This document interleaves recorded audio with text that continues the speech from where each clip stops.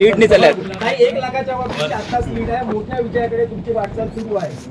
नक्कीच प्रचाराच्या दरम्यान मी कायम एक स्टेटस ठेवला होता की संघर्ष जेवढा मोठा राहील, जीत तेवढीच शानदार राहील आणि त्या पद्धतीचाच ऐतिहासिक विजय हा चंद्रपूर जिल्ह्यातील या लोकसभेच्या आपल्याला होताना दिसत आहे. आणि मी सकाळी सुद्धा बाईट देताना आपल्याला सांगितलं की निर्णयाबद्दल मी पूर्णपणे आश्वस्त आहे आणि आता देखील सांगते की आता जवळपास 12 फेऱ्या पार पडल्या. 12 फेऱ्यात 1.25 लाखाची लीड मला आहे. साधारणतः 1.5 लाखाची लीड शेवटपर्यंत मिळेल अशी अपेक्षा मला आहे.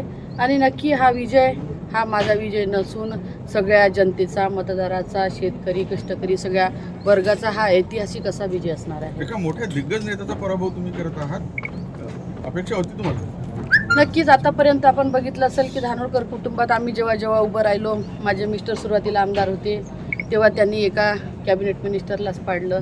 मी आमदार होती, ते कॅबिनेट मिनिस्टर होते. नंतर हंसराज भैया होते, ते कॅबिनेट मिनिस्टर असताना मागच्या वेळी 2019मध्ये आम्ही खासदारकीची निवडणूक लढवली. आणि आता देखील मला 100% माहीत होतं की सुधीर भाऊ कॅबिनेट मिनिस्टर आहे आणि हा धानोरकर कुटुंबाचा आगळावेगळा इतिहास आहे की नेहमी मंत्र्यांना पराभूत करण्याचं काम या परिवाराकडून होतं. बाळूभाऊंना जितकी लीड मिळाली त्यापेक्षाही जास्त लीड तुम्हाला मिळताना दिसत आहे. आज काय वाटतं तुम्हाला?